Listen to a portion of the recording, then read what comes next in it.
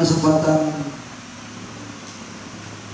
bersama dengan orang muda dari 3 paroki ini, Romo tidak membuat sebuah presentasi seperti biasa. Kalau Romo pergi memberikan pembinaan kepada OMK biasanya menyediakan presentasi, tapi presentasi yang seringkali presentasi yang saya belajar dari pengalaman, presentasi itu kayaknya kurang mendapat perhatian atau barangkali karena terkesan sangat akademis, sementara suasana bersama anak muda itu suasananya santai. Nah, dalam kesempatan ini Romo akan memutarkan sebuah video dari YouTube sebetulnya tentang percakapan Paus Fransiskus dengan anak muda dalam satu kesempatan pada saat sinode kaum muda di sebuah gedung yang bernama Gedung Paus ke-6.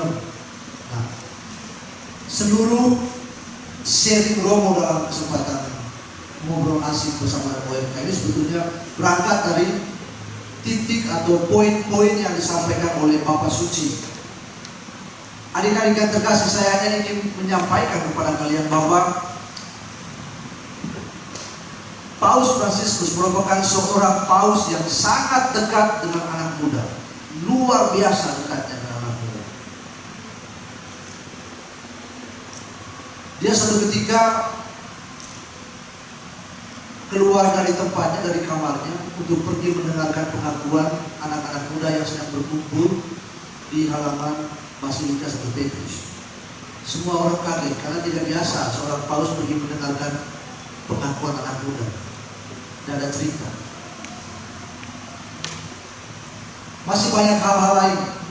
Nah, dalam kesempatan ini Romo ingin, nanti Romo akan menerjemahkan beberapa hal, tapi kita menyaksikan bersama bagaimana paus itu punya perhatian yang sangat besar untuk anak muda, karena dia tahu anak muda itu seperti yang tadi Romo ingatkan bahwa bukan masa depan gereja, tapi saat ini adalah masa atau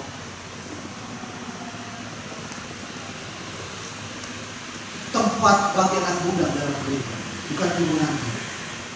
Saya minta Katia untuk memutarkan videonya, nanti saya akan menerjemahkan supaya kadang-kadang antara kalian barangkali hanya bisa berbahasa Inggris, sementara saya berbahasa Inggrisnya jelek, bisanya berbahasa Italia. Jadi saya jual diri saya untuk menunjukkan bahwa saya hanya bisa bahasa Italia dan menerjemahkan. Karena Bapak Suci nggak bisa bahasa Inggris, Bapak Suci hanya bisa bahasa Spanyol dan bahasa Italia. Silakan Katia. Qui sono le domande scritte. Jadi dia mengatakan di hadapan dia, di teks yang dia putar itu ada pertanyaan-pertanyaan tertulis.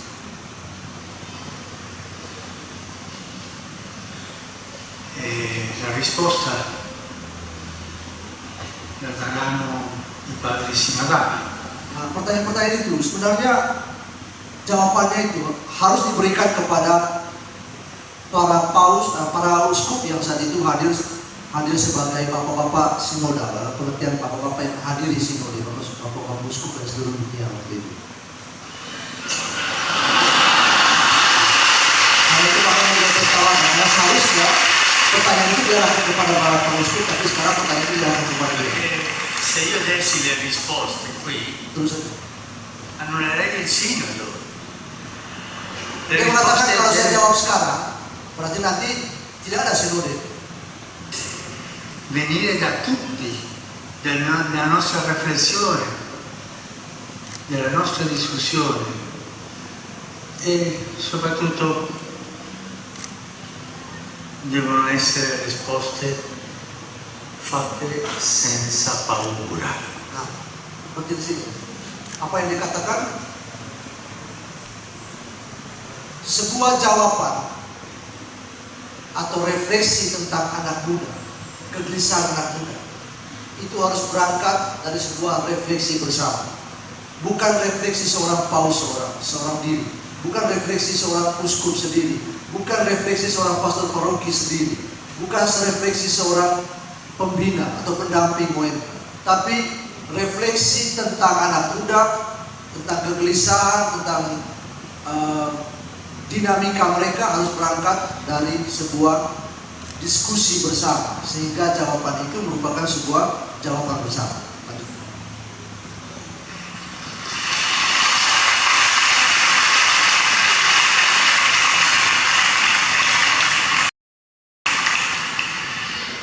Soltanto io mi limiterò di tutte queste domande a dire qualche cosa che possa servire. Nah, dia akan berbicara tentang beberapa poin yang nanti juga Romo akan menjelaskan lebih lanjut tentang beberapa poin yang sangat penting dalam hubungannya dengan anak muda. Qualche principio. Beberapa prinsip dia bilang. E a voi, giovani, Dia bilang untuk kalian anak muda. avete dato la vostra testimonianza, che avete fatto una strada. Kalian juga sudah menunjukkan kesaksian kalian. La prima risposta. Ini jawaban pertama. Fate voi la vostra strada. Fate voi la vostra strada. Artinya apa? Perjalanan di dunia ini, bahwa kalian lahir dari rahim seorang mama, tinggal dibesarkan di dalam keluarga, tetapi jalan hidup kalianlah yang menentukan. Indah sekali seorang Paulus mengingatkan kita tentang itu. Begitu masuk masa muda, jalan menuju kehidupan itu, jalan untuk meraih tujuan itu jalan yang harus kalian bentuk, bukan jalan yang dibuat oleh orang, bukan jalan dibuat oleh bapak mama, bukan jalan yang dibuat oleh para guru, bukan jalan yang dibuat oleh para dosen kalau boleh kalian kuliah, bukan juga jalan yang dibuat oleh pastor paroki. No. Semua itu hanya sarana-sarana pendukung, pendamping, fasilitator yang menemani. Jalan utama ditentukan oleh kalian. Dan Romo ingatkan sekali lagi pesan Paulus itu, supaya karena itu dia dari masa muda harus sungguh-sungguh memulai jalan yang ingin kalian tempuh.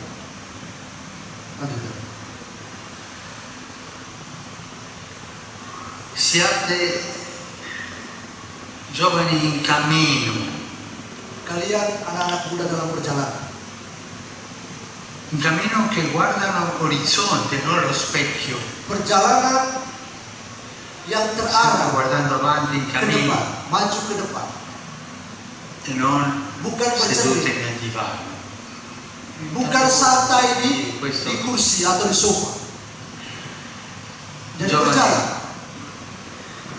ragazzo o ragazza che è nel divano finisce in pensione a 24 anni, è brutto. Pak Suci mengatakan sangat-sangat menyedihkan bahwa ada anak-anak muda yang sudah pensiun di usia 24 tahun. Pensiun untuk menghabiskan uang santai-santai, ongkang-ongkang kaki di usia muda dan menyadari bahwa saya sudah selesai. Jadi dia hanya bisa berbaring. Dan ini dia mengatakan, Bapak Suci mengatakan ini hal yang sangat brutal. Ini hal yang sangat brutal. Full, hal yang sangat tidak masuk akal bagi seorang anak muda untuk mengatakan saya sudah selesai, padahal masih usia muda, 24 tahun.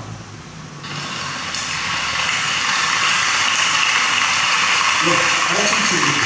E poi voi lo avete detto bene, questo trovare se stesso. Trovare se stesso non è lo specchio, guardarmi come sono. Nah ini yang penting, bahwa dalam perjalanan yang ingin kalian tempuh, perjalanan itu untuk atau tujuannya adalah untuk menemukan jati diri kalian. Dan Bapak Suci mengatakan, bisa mundur sedikit ya, bisa mundur sedikit.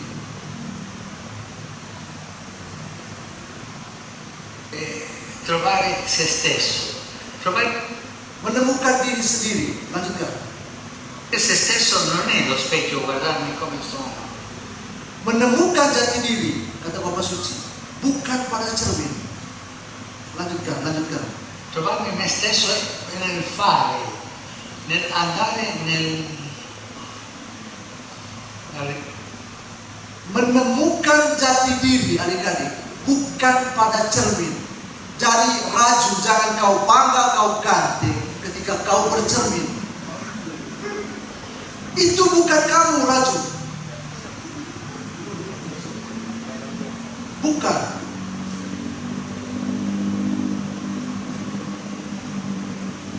Diri kalian, kata Bapak Suci, ditemukan dalam setiap perbuatan yang baik yang kalian lakukan. Jadi jati diri kalian sebagai anak muda ditemukan bukan pada segala macam kosmetika, segala macam kalian mau itu bagian dari hidup kalian, tapi jati diri siapa kalian sebagai anak muda ditemukan dalam sikap dan perbuatan baik.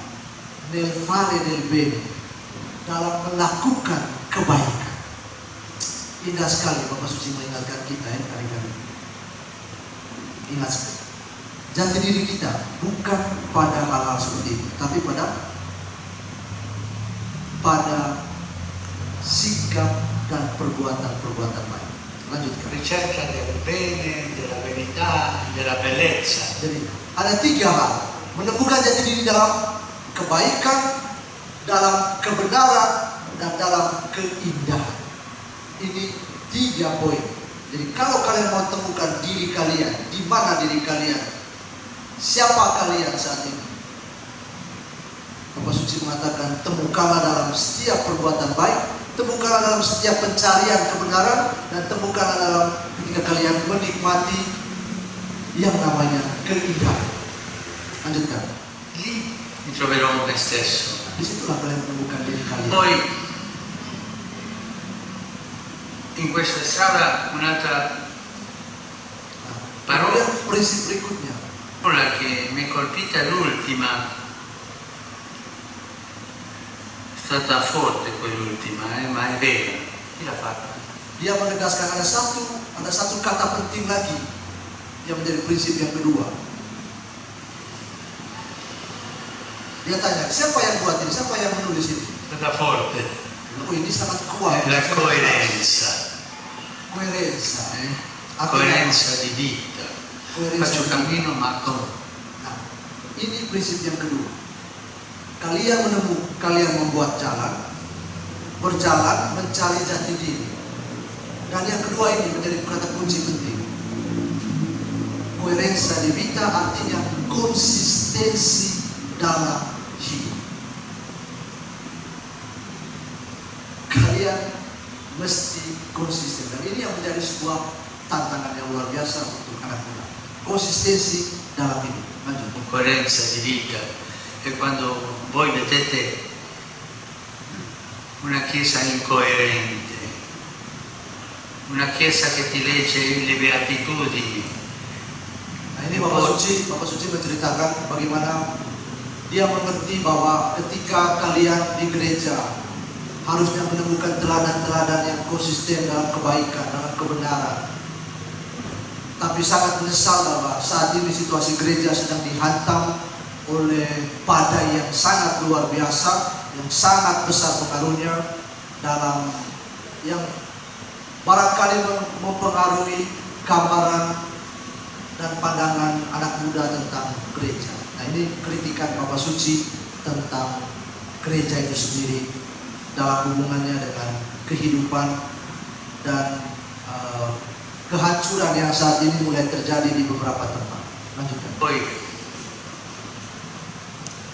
cade nel clericalismo più principesco e scandaloso, io capisco. Gereja yang terlalu klerikalisme. Klerikalisme itu artinya apa? Terlalu klerikal, terlalu semuanya itu bergantung pada pastor. Sampai-sampai juga cara berpakaian pastor pun harus diikuti oleh umat. Jam tangan pastor pun kadang-kadang harus diikuti oleh umat. Untuk mengatakan sebuah gereja yang terlalu didominasi oleh para imam, yang membuat segala hal yang berhubungan dengan kehidupan bergereja ditentukan oleh umat. Ini sebuah skandal besar dalam kehidupan gereja. Dan ini jangan diikuti. Dan kita memang berada di sini untuk menyadari bahwa bukan pastor paroki, bukan pastor Rafael, bukan pastor Martin yang menjadi gereja. Gereja adalah kita, saya, Anda, kita semua. Kita yang ada di aula ini pun adalah gereja. Maka setiap kita harus mengambil peran dan fungsi kita semua. Jangan pernah untuk berkata itu tunggu pastor, itu tunggu pastor, pastor, itu tidak baik. Lanjutkan.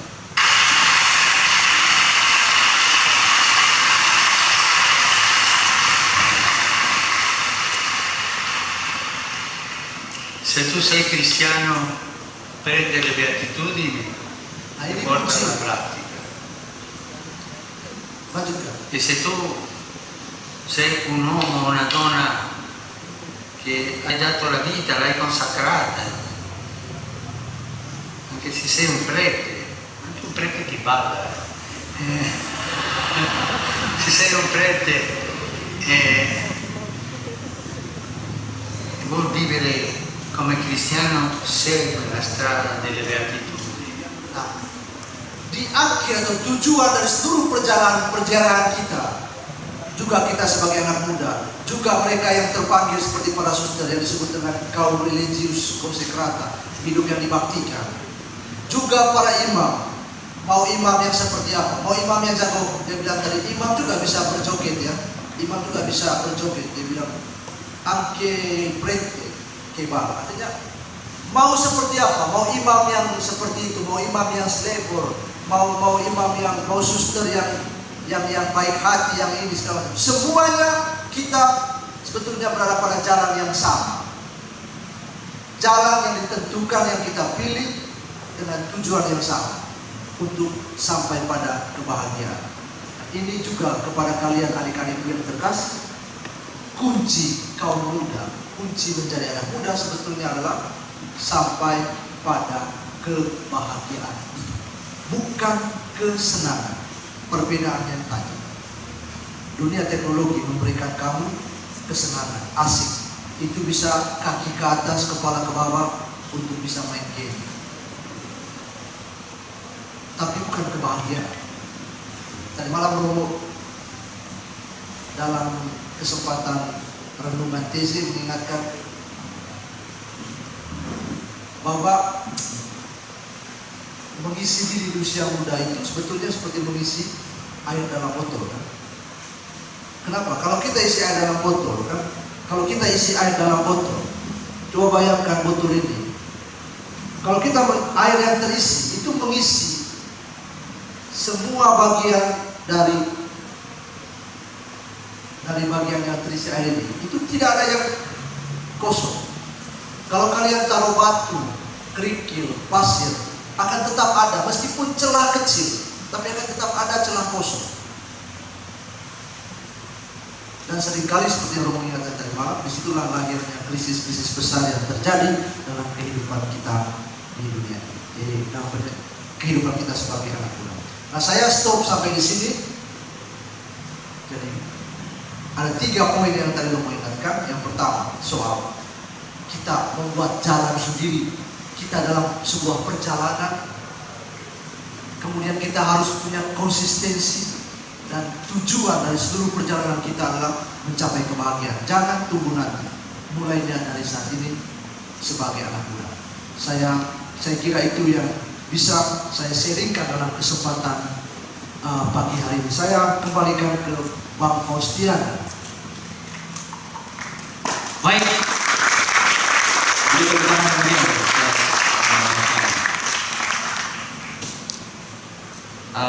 Ini belum selesai ya Pak ya, videonya belum selesai, nanti akan dilanjutkan. Tapi sebelum dilanjutkan, kita akan ngobrol asik. Nah ini dia ngobrol asik tadi ya.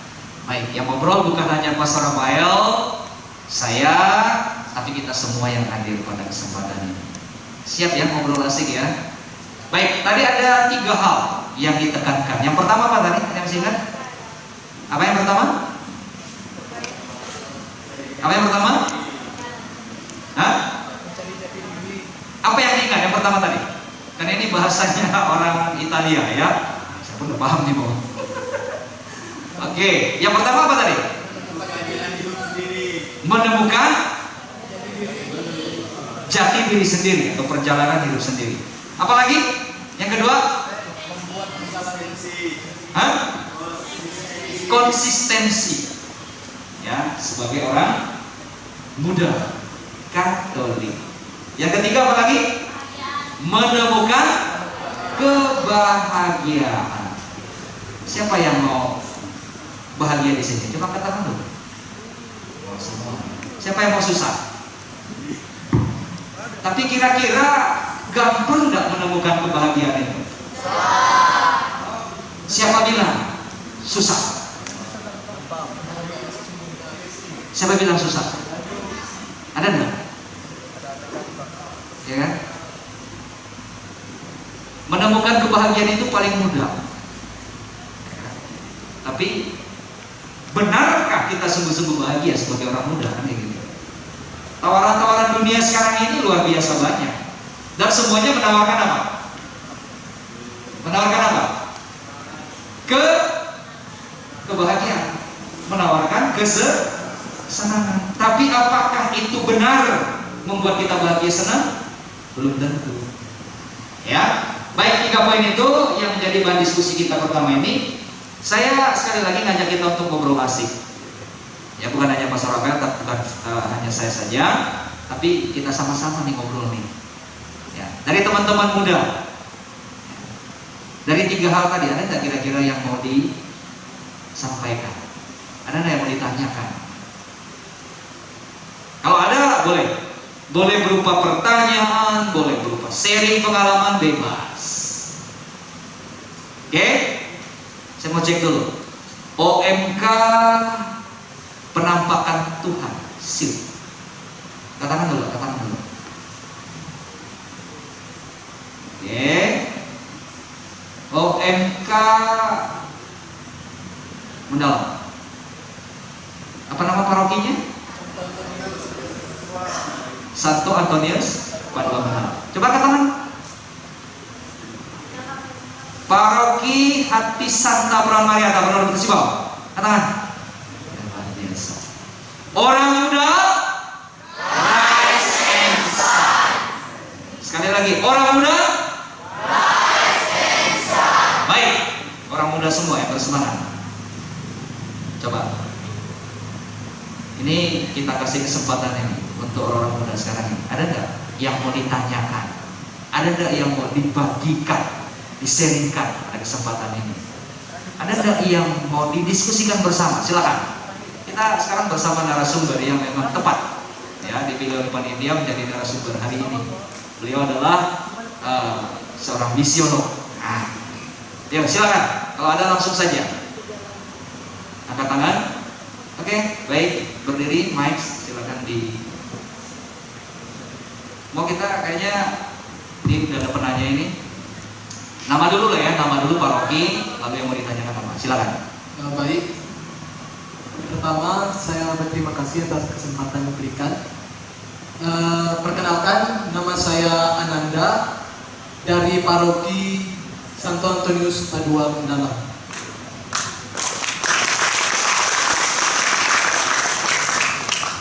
Seperti yang kita dengar bersama tadi bahwa ada 3 hal penting yang perlu untuk kaum muda, anak muda Katolik. Dan sempat saya catat, yang pertama itu menemukan jati diri, yang kedua konsisten, yang ketiga menemukan kebahagiaan. Nah, jadi di sini saya mau sharing sedikit pertama dan nanti akan bertanya juga. Jadi kalau menurut pandangan saya, menemukan kebahagiaan tadi udah disinggung sedikit. Ada yang belum tentu bahagia, ada yang belum tentu bahagia, dan ada yang real kebahagiaan. Nah, pengalaman saya banyak yang saya temui dan mungkin termasuk saya pribadi salah membedakan kebahagiaan. Dunia, tadi dibilang, dunia banyak menawarkan tentang kebahagiaan. ada banyak cara dunia menawarkan kebahagiaan. Begitu kan? Nah, kalau apa namanya? Kalau saya pribadi banyak yang menolak kebahagiaan yang sesungguhnya. Kalau saya pribadi ngerasa seperti itu. Banyak kaum muda yang menolak kebahagiaan yang sesungguhnya, itu kebahagiaan yang benar. Dan ada juga yang akhirnya anak muda masuk dalam zona nyaman kebahagiaan yang tidak sesungguhnya. Salah satunya saya juga. Jadi yang mau saya tanyakan, bagaimana cara supaya kita bisa lebih mudah membedakan mana cara hidup kita untuk menemukan kebahagiaan yang sesungguhnya dan membedakan lebih detail lagi kebahagiaan yang tidak sesungguhnya. Terima kasih. Baik, Ananda tadi ya. Ananda dari Paroki Santo Antonius Padumanel, biasa ya. Ini langsung dijawab kamu, boleh langsung ya. Gimana cara membedakan mana sih kebahagiaan yang sesungguhnya? Karena banyak orang muda yang justru terjebak pada kebahagiaan semu. Itu kurang lebih ya. Silakan Mo. Baik, terima kasih Anda. Sebuah pertanyaan yang sangat bagus. Jangan-jangan juga mendengarkan anak muda untuk membuat pertanyaan yang bagus seperti ini. Berbicara tentang kebahagiaan dalam perspektif atau dari sudut pandang kita umat Kristen, maka kebahagiaan pertama itu terkait erat dengan iman kita itu sendiri. Dan iman kita itu bukan soal rumusan ya, bukan soal rumusan kalian berdoa aku percaya. Iman itu soal perjumpaan dengan Tuhan Yesus sendiri. Kalau kita bicara tentang iman, kita bicara tentang Tuhan Yesus. Maka kebahagiaan itu tidak lain dan tidak bukan adalah semakin menjumpai atau semakin mengenal siapa Yesus untuk saya. Semakin kalian mengenal Yesus, semakin kalian dekat dengan Yesus, semakin kalian tahu apa arti kebahagiaan. Karena kebahagiaan itu sendiri tidak lain dan tidak bukan adalah ada bersama Yesus. Nah itu bukan hal yang abstrak, itu bukan hal yang rohani. Karena bentuk nyatanya itu ada dalam seluruh pengalaman hidup kalian. Masih ingat dalam Injil ketika Yesus dalam penghakiman terakhir, Injil Matius tentang penghakiman terakhir, ada di bagian ke-2 kan, domba dan kambing. Kepada yang domba Yesus bilang apa? Sini kalian. Kalian yang sudah terpilih. Kenapa? Karena waktu saya di penjara kalian kunjung, waktu saya lapar kalian kasih makan, waktu saya telanjang kalian beri saya pakaian. Kapan Tuhan yang telanjang? Kapan Tuhan di penjara? Kapan Tuhan kelaparan? Apa yang kamu buat pada orang yang paling hina? Itu kamu lakukan untuk aku. Jawaban Yesus. Untuk mengatakan perjumpaan dengan Yesus itu adalah dasar dari segala kebahagiaan. Bentuknya adalah seperti saya katakan tadi, atau dalam bahasanya Bapak Suci tadi, bentuk kebahagiaan itu terungkap pada setiap kita melakukan kebaikan demi kebaikan. Itulah kebahagiaan. Tapi sekali lagi, perbuatan baik harus mengalir dari kunci tadi, dari iman akan Kristus, dari perjumpaan personal kita dengan Kristus. Maka ingat baik-baik, waktu bisa kamu dikatakan bisa sudah selesai, pergilah, kalian diutus.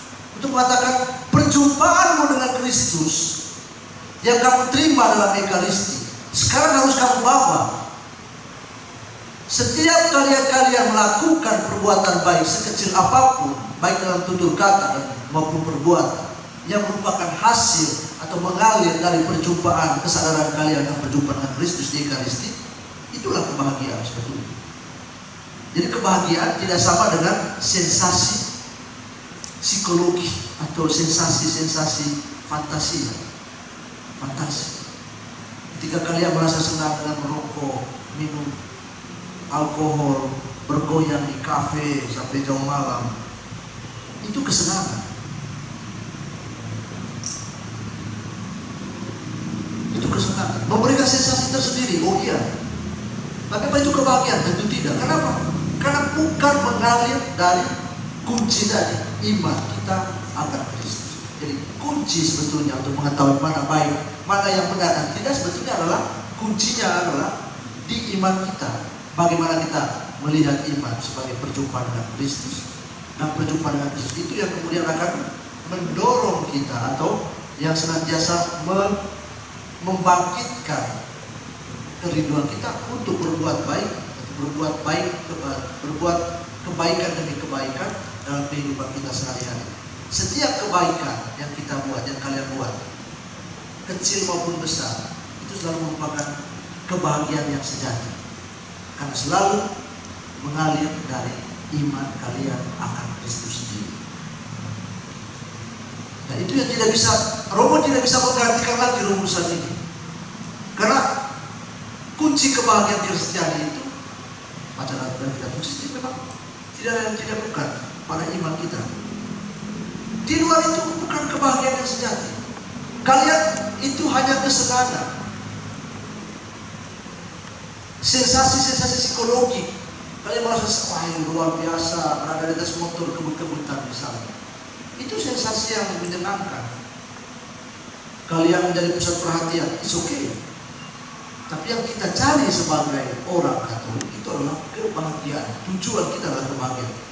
Yang tidak lain dan tidak bukan tampak dalam perbuatan-perbuatan lain. Berbuat saja yang baik, maka kalian akan menemukan apa itu kebahagiaan. Berbuat saja yang baik. Berbuat kebaikan demi kebaikan. Bertutur kata yang baik. Yakin dan percaya, disitulah kalian menemukan kebahagiaan.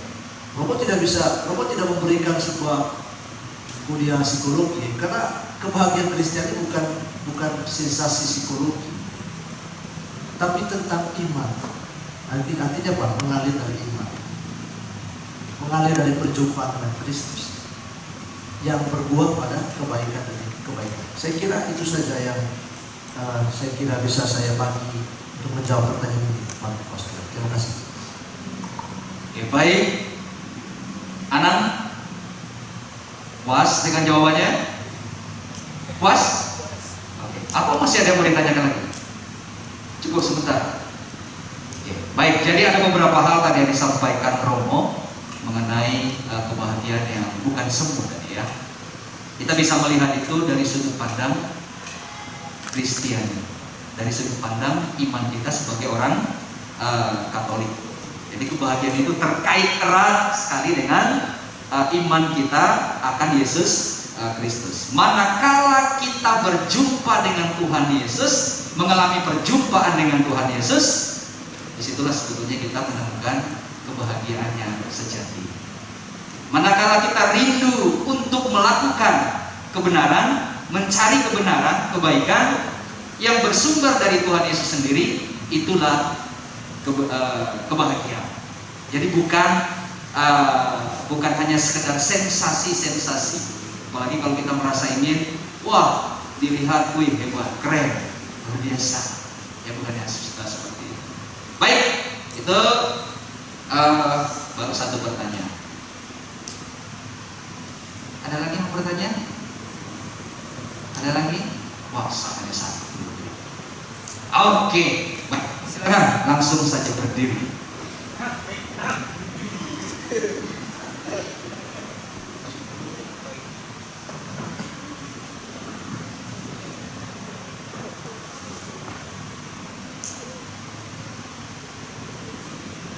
Cek satu. Baik, terima kasih atas kesempatan yang telah diberikan kepada saya. Perkenalkan, nama saya Raju dari Paroki Yaki Santa Peron Maria Tabernoda Putu Sibau. Baik, di sini yang akan saya tanyakan itu Romo, bagaimana cara menjadi orang muda yang misioner di tengah era digital, dan apa saja tantangan yang bisa kita lakukan untuk menjadi orang muda yang misioner di tengah era digital pada saat ini. Sekian pertanyaan dari saya. Terima kasih. Baik, Raju dari Paroki Hati Santa Perawan Mariana Siko. Pertanyaannya simpel saja, Bang. Bagaimana cara menjadi orang muda yang misioner di era digitalisasi seperti sekarang ini? Ya, apa saja tantangannya? Bisa kita bisa langsung dijawab.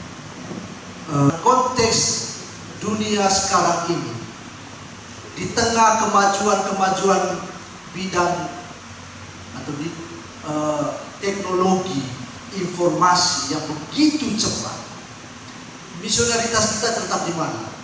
Terletak pada penghayatan kita akan hidup yang konkret dan relasi yang konkret. Kalian tidak perlu berpikir tentang kata misioner yang terlalu tinggi. Pribadi yang misioner, anak muda yang misioner, itu kalau kita sungguh-sungguh mau menghayati hidup kita sebagai anak muda, dalam arti anak muda yang misioner, sebetulnya adalah ingatan atau seperti yang ditegaskan oleh Bapak Suci, ditemukan dalam keberanian kita membangun relasi yang konkret dan menyadari hal-hal dan situasi-situasi yang konkret, bukan hal-hal yang virtual, bukan hal-hal yang fantasi. Itu saja sederhana, Raju. Kalau kamu di hadapan bertemu dengan Romo, sibuk dengan teleponino kamu, sementara ada Romo Rafael di depan kamu, mau baik seperti apapun kamu, Raju, itu tidak menandakan bahwa kamu anak manusia, bukan anak muda yang misioner. Kenapa? Yang misioner itu tidak usah yang besar-besar, Raju. Di depan Romo, kamu matikan HP, simpan dalam satu dan mengatakan, Romo Rafael, apa kabar? Di mana Tuhan kemarin demo? Aku lihat Tuhan kemarin demo. Di mana Tuhan? Itu relasi yang konkret, itulah yang sedang menjadi tantangan dalam kehidupan kita di masa ini. Percaya tidak percaya, hanya Romo ingin membagikan sebuah siri. Suatu kesempatan Romo pergi ke balkon gereja besar dan menyaksikan pemandangan di bagian belakang. Romo tidak takut untuk menceritakan ini. Di bagian belakang pada saat misa, hamparan bagian belakang umat Allah itu masing-masing dengan HP. Bagaimana membangun relasi dengan Tuhan Yesus sebagai kunci kebahagiaan, sementara kalian lebih terikat. Itu bukan kalian dalam hati kalian yang buat begitu ya. Maksudnya bagaimana kita bisa membangun relasi yang konkret. Yesus yang kita lihat, yang kita saksikan melalui tubuh dan darahnya, yang tinggal di dalam diri kita, itu pun tidak kita rasakan. Kenapa? Karena kita sibuk terkoneksi dengan orang lain, terkoneksi dengan dunia luar. Saat ini di sini ada orang di depan saya, ada orang di samping saya, tidak pernah kita sadari dengan baik. Inilah manusia muda misioner di tengah dunia yang sekarang ini memberikan segala macam bentuk kemajuan dan kemudahan, tapi sebetulnya sedang merusak atau mengurangi arti hidup yang konkret itu sendiri. Kesaksianmu sebagai seorang misionaris muda, adik-adik yang terkasih, terletak pada keberanian kalian untuk belajar menghormati dan menghargai hal-hal yang konkret, termasuk saudara, sahabat kamu yang ada di sekitar kamu. Matikan HP-mu tatkala berbicara. Itu salah satu etika. Untuk mengatakan, seringkali kita begitu jauh membangun relasi, tetapi begitu tidak menghargai orang yang dekat dengan kita dan hadir di hadapan kita. Jadi menjadi misioner itu sebenarnya sederhana, menghargai setiap hal yang konkret dalam kehidupan Anda saat ini, di sini, dalam seluruh perjalanan dan pergaulan kalian. Itu saja jawabannya. Terima kasih. Kembali ke Bang Pasti. Oke, baik, terima kasih Romo, penjelasan yang singkat, padat tapi jelas ya. Dari pertanyaan tadi, bagaimana menjadi orang muda misioner? Tantangannya apa saja? Luar biasa ini. Orang muda misioner itu ya, terletak pada kemampuannya untuk mampu menghayati dan menemukan sebuah relasi yang konkret. Itu catatannya, bukan yang virtual. Jadi kalau sedang bicara ngomong ya dengan orang-orang yang ada di sekitar kita, teman sebaya, orang tua, ya stop dulu HP-nya gitu, tinggalkan dulu, tatap matanya, ya kan? Kalau ngomong kan bisa kayak gitu kan, ya kan? Ya enggak? Ya kan? Lihat gerakan bibirnya ketika dia bicara, apalagi dengan orang tua.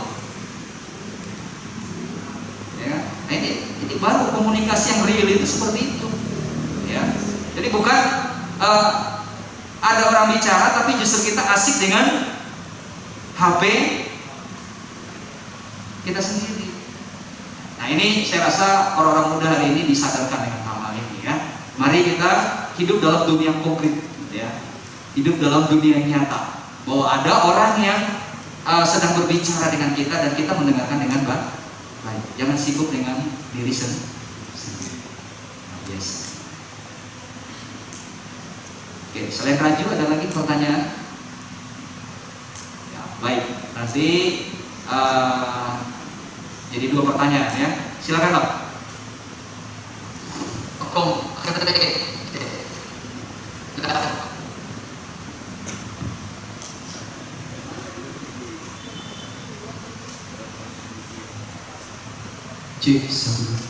Baik, terima kasih atas kesempatan yang diberikan kepada kami. Perkenalkan, nama saya Marcel dari OMK Paroki Penampakan Tuhan. Berbicara soal OMK, hari ini kita berbicara soal pemuda juga. Nah, pertanyaan saya mungkin simpel. Menurut pandangan narasumber ataupun solusi dari narasumber, hari ini seketika ada pemuda atau OMK yang masih apatis, baik itu di dalam pelayanan gereja maupun pelayanan masyarakat, itu seperti apa? Karena mungkin setelah pulang dari sini, apa yang disampaikan oleh narasumber hari ini bisa kami sampaikan dengan teman-teman kami hari ini yang masih apatis untuk melakukan pergerakan baik itu di gereja maupun di masyarakat. Terima kasih.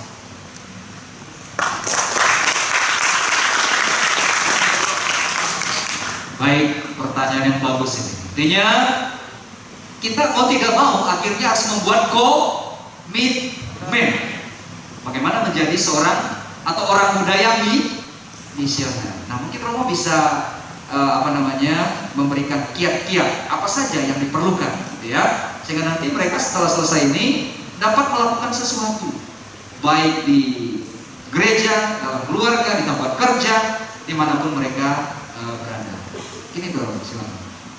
Iya, Marcel, terima kasih untuk pertanyaannya. Pertanyaan yang sangat baik. Tentang orang muda, tentang pemuda, pemudi, itu sama. Dulu namanya Mudika. Zaman-zaman Bang Kostian, zaman saya, zaman Bang Otong itu, kami lebih dikenal dengan Mudika.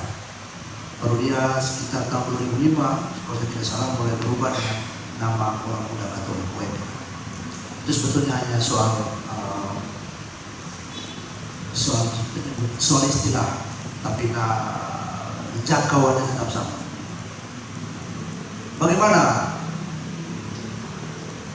berhadapan dengan mereka yang apatis? Sebetulnya adalah kehadiran kalian saat ini sudah menjadi jawaban yang pertama. Mengapa? Karena dengan cara kalian hadir di sini, saya tidak tahu apakah kalian dipaksa atau tidak. Mudah-mudahan tidak dipaksa. Kalau dipaksa memang sudah lain lagi ceritanya. Tapi kalau tidak dipaksa, itulah sebetulnya pertama. Karena dengan cara itu kalian mau menunjukkan kepada mereka yang apatis di luar, mengatakan gereja bukan siapa-siapa, gereja adalah saya. Jadi apapun yang saya buat, tindakan apapun yang saya buat, sesederhana apapun saya buat, itu tidak lepas karena saya adalah gereja. Dan ini yang seringkali kita lupa. Kenapa? Karena kita berpikir gereja itu adalah pastoral, gereja itu adalah gedung. Sehingga kita, ayolah kita ke pertemuan lelaki yang malam ini.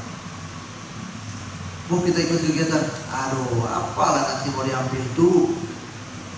Ayo ikutlah kita ikut itu bang. Pastor tuh deh bang, mending apa boleh diambil bang? Begitu nih.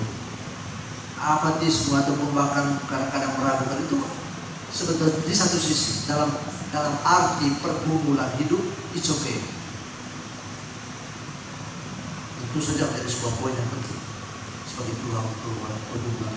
Tetapi sebetulnya bagaimana kemudian kalian menunjukkan kepada mereka itu kehadiran kalian sudah menunjukkan atau menjadi jawaban. Karena kalian hadir di sini karena kalian sadar dan menyadari bahwa you are the church.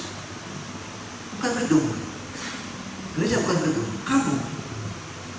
Maka hidupmu, napasmu bahkan adalah bagian dari gereja. Maka untuk mengingatkan mereka, sebetulnya cukup dengan melakukan apa yang sebetulnya contoh konkretnya sudah hadir di sini. Nanti pulang dari sini tidak perlu tahu banyak hal yang kamu buat. Apa yang bisa kamu lakukan, apa yang kamu bisa buat sebagai anak muda? Untuk sebentar membersihkan gereja sebelum perayaan Ekaristi, merapikan ada hal-hal yang ada mungkin yang tidak beres di altar. Maju ke depan untuk merapikan. Ini hal-hal sederhana yang sebetulnya bisa kalian lakukan. Dan itulah dengan cara seperti itulah sebetulnya kalian menunjukkan kesadaran bahwa kalian adalah gereja dan bahwa gereja itu adalah saya sekarang ini saat ini bukan tunggu nanti. Apatisme itu jangan dilawan dengan banyak konsep. Apatisme dilawan dengan sikap perbuatan yang konkret yang kamu lakukan dari atau berangkat dari kesadaran kamu adalah gereja. Maka saya katakan kalau kamu sudah hadir di sini dalam sebuah kebebasan, bukan karena dipaksa oleh pastor, karena kalian diberikan kuota terutama untuk mendalam pesiun, kehadiran kalian dengan sukacita untuk hadir di sini sudah merupakan bentuk jawaban kepada apatisme orang, apatisme kaum muda yang memilih untuk tidak mengikuti kegiatan. It's okay. Sebagai sebuah pilihan tidak jadi persoalan. Tapi dirimu hadir bersama saat ini sudah menunjukkan bahwa kalian adalah jawaban dari apatisme itu sendiri. Kehadiran kalian adalah jawaban. Jadi tidak perlu terlalu banyak hal untuk dipikirkan. Menjawab orang apatisme dengan segala macam logika dan ini tidak akan masuk. Kalian akan mengatakan Allah. Buat kebaikan, buat hal yang konkret. Karena kalian adalah gereja, kita adalah gereja. Buat. Selesai. Dengan cara itu kita memberi jawaban. Orang tidak perlu dipaksa untuk terlibat aktif. Karena keaktifan itu harus lahir dari kesadaran. Kalau tidak sadar, tidak akan pernah aktif. Yang ada hanya kepura-puraan aktif. Kepura-puraan aktif tidak ada gunanya apapun. Karena tidak akan mendatangkan apapun. Ya maksudnya. Jadi untuk yang apatis segala macam itu, cukup kalian mulai dengan kesadaran. Sadar bahwa kalian adalah gereja dan oleh karena itu kalian berbuat kebaikan atau berpartisipasi dalam kehidupan gereja. Sudah cukup, selesai. Apatisme itu dengan sendirinya akan terjawab. Tidak perlu dipaksa. Tidak perlu dipaksa. Main paksa itu bukan zaman kita lagi. Itu kolonialisasi. Penjajahan terhadap masyarakat. Harus dipaksa. Kalian tunjukkan kebaikan, lakukan kebaikan, biarkan kebaikan kalian menjadi tanda dan jawaban untuk mereka. Suatu saat pasti akan sadar juga mereka. Saya yakin dan percaya. Saya kira itu saja jawaban. Terima kasih. Baik, terima kasih Romo. Tepuk tangan. Ya, semangat. Oke, sikap apatis memang sangat berbahaya bagi kehidupan kaum muda dan juga tentu dalam kehidupan gereja, ya kan? Nah, kita harus sadar ini, orang muda ini harus sadar, gereja itu adalah kita, saya, Pastor Rafael, Anda semua, kita ini adalah gereja. Gereja adalah umat Allah, ya, yang punya peran, fungsi, tugas yang sama, mungkin juga yang berbeda. Mari lawan apatis dengan cara apa tadi kata Romo? Dengan cara apa? Tindakan nyata. Lakukan hal-hal yang sederhana kecil kapanpun, dimanapun Anda berada. Di gereja walaupun hanya sekedar membuka pintu. Kalau ada kotoran, mungkin sampah di dalam gereja, ambil. Ya, jadi ya lawan apatis itu dengan perbuatan nyata. Rise and shine with a light that's as bright. Destroy the darkness that darken the world. Rise and shine with a light that's as bright. With the spirit of sin.